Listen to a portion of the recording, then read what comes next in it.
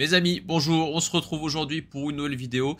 Cette fois-ci, c'est les news de Realty pour le mois d'avril et on commence tout de suite avec l'ouverture de Capital. Donc l'ouverture de Capital qui était prévue pour la première moitié de 2023 et qui aura un petit peu de retard probablement, enfin c'est quasiment sûr même puisqu'en fait, vous le savez, il y a cette limite de 2000 investisseurs par maison. Donc quand vous avez acheté un token, un Realty token, il y a cette limite de 2000 investisseurs. C'est également le cas pour le token donc, qui sera proposé, qui représentera la part de capital de Realty.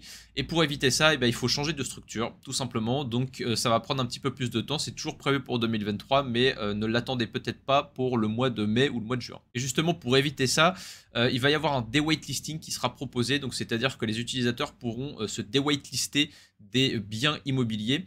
Et tout ça, ça va permettre déjà de 1 en termes de sécurité. Si vous dites, ok, moi je veux plus acheter de token pour le moment de ces propriétés-là, eh bien je veux me dewaitlister. Donc ça évite que si quelqu'un arrive à entrer dans votre wallet puisse faire des transactions avec ces tokens. Et en deux, et évidemment, c'est aussi que ça peut permettre à d'autres personnes de rentrer en tant qu'investisseurs dans ces maisons si vous n'avez pas de token de celle-ci. Toujours concernant les achats de tokens, la team Realty peut acheter des tokens. Donc pendant un moment, voilà, c'était un petit peu en pause. Ils ne pouvaient plus investir dans leurs propres biens immobiliers finalement. Et donc maintenant, ils le peuvent, mais avec des restrictions. Donc c'est-à-dire qu'ils ont 15 jours pour acheter un token au moment du listing. Et ensuite, ils ont 1 an, donc jusqu'à la prochaine réévaluation où ils ne peuvent ni acheter ni vendre. Et à la prochaine réévaluation, il y a de nouveau 15 jours où ils peuvent acheter et vendre. Et pour finir sur les achats de tokens, le ARMM XDAI devrait arriver en tant que méthode de paiement avec l'arrivée en fait du RMM V3. Donc tout ça dans quelques mois. Et en parlant du RMM, il y a un nouveau look, hein, donc voilà, c'est un petit peu plus épuré, on va dire. Vous pourrez aller découvrir ça, ça fait un petit moment que c'est sorti maintenant. Et sur le RMM, donc il y avait certains investisseurs qui souhaitaient avoir une récap de ce qu'ils avaient reçu en tant qu'intérêt ou de ce qu'ils avaient payé en tant qu'intérêt également. Eh bien, c'est pour le moment pas possible. Donc ça, c'est à vous d'essayer de vous arranger pour essayer de retrouver les transactions éventuellement. Mais sinon, là, Realty ne propose pas ça. Avec l'arrivée de la V3, par contre, ce sera potentiellement possible de développer quelque chose. Mais voilà, on ne donne pas de deadline, évidemment. Ce ne sera pas dans les priorités, mais ce sera éventuellement possible. Les community calls spéciaux n'ont pas été annulés, mais simplement, ils sont retardés. Je pense que Jean-Marc a eu pas mal de boulot et donc après du retard. Et ça s'est retrouvé repoussé éternellement. Mais ça devrait finalement arriver. Pour les anciens clients, vous allez avoir un nouveau KYC à faire. Donc c'est tout simplement rafraîchir en fait vos informations personnelles que vous avez données peut-être il y a 3 ou 4 ans. Maintenant, il faut les refaire. Donc vous étonnez pas si vous recevez un mail qui vous demande de refaire le KYC. Et toujours sur l'administratif, il faudra à terme signer les documents avant de payer. Donc là, aujourd'hui, on met les tokens dans notre panier, on fait la commande. Ensuite on paie et ensuite on signe les documents. Et ce sera l'inverse à terme. Donc on n'a pas de date non plus, mais il y a un moment où il faudra en fait signer avant de payer. Et une update attendue depuis longtemps, donc on a l'information maintenant que le travail a commencé sur la traduction du site. Et pour le moment, il y a 3 langues, donc français, espagnol et portugais en cours de traduction. On passe maintenant à l'actu IMO et un joli mois. Un joli mois sur l'actu IMO puisqu'on a fait 3,2 millions de dollars de ventes sur le site sur le mois le mois d'avril. C'est plutôt un bon volume. Donc pour le moment ça tient, hein, les au moins un bien par semaine. Vous le voyez, il y en a eu quand même pas mal. Et un autre milestone pour Realty, c'est que maintenant on a dépassé les 100 000 mètres carrés de biens immobiliers aux États-Unis. Également des nouvelles attendues sur Marlowe. Donc pour faire un petit update, l'affaire est toujours entre les mains des avocats.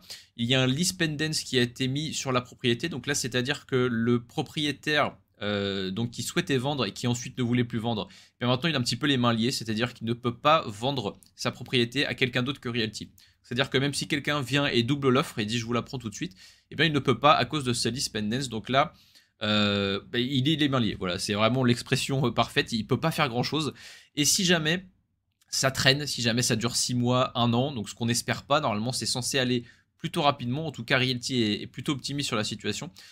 S'il y a par exemple des frais, donc imaginons qu'il y ait des dégâts qui arrivent sur la propriété ou qu'il y ait par exemple des taxes qui ne soient pas payées entre maintenant et le moment où Realty réussirait à prendre contrôle du bâtiment, donc réussirait à finalement acheter le bâtiment, eh bien c'est automatiquement déduit des frais. Donc c'est déduit du prix que Realty va payer. Donc pas d'inquiétude là-dessus. Et pourquoi il n'y a pas eu de remboursement pour le moment? Et bien tout simplement parce que le tribunal a demandé à ce que Realty soit prêt à acquérir la propriété à n'importe quel moment. Donc c'est-à-dire que de maintenant jusqu'au dénouement de ce qui va se passer au tribunal, eh bien, Realty doit avoir les fonds pour pouvoir acheter la propriété. Mais afin que vous ne restiez pas évidemment avec du cash qui pour vous là ne rapporte rien et ne sert pas à grand chose, puisqu'on ne sait pas encore ce qui va se passer, vous aurez la possibilité de revendre ces tokens à Realty sans frais. Donc là, vous savez qu'il y a 3% si vous voulez vendre des tokens à Realty. Il sera possible de le faire probablement mi-mai, début juin, plutôt mi-mai normalement, à surveiller. Comme d'habitude, hein, les deadlines, on connaît un petit peu de retard. Mais donc, vous pourrez les vendre sans frais. Donc, si vous voulez sortir et si vous ne souhaitez plus acquérir potentiellement Marlowe et que vous voulez sortir maintenant, vous pourrez le faire d'ici quelques semaines sans frais. Quelques nouvelles de Scoville, on en avait parlé il y a un petit moment maintenant où c'était quasiment tout loué. Bah, maintenant, il y a 2 unités en plus qui ont été louées. Il n'en reste plus qu'une de dispo. Et aussi, autre bonne nouvelle, c'est qu'il y a 2 unités supplémentaires donc, au sous-sol.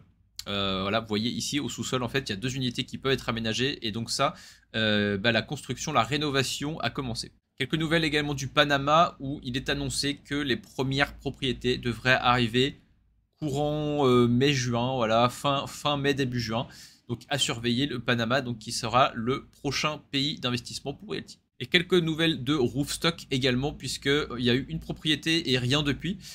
C'est tout simplement que c'est encore un petit peu en rodage, c'est-à-dire que Realty donne ses filtres, voilà, donne ses indications en fait à Roofstock et va leur dire nous on voudrait être dans tel état avec tel type de rendement, tel type de propriété, etc. etc. Et donc en fait il y a énormément de choses à préciser.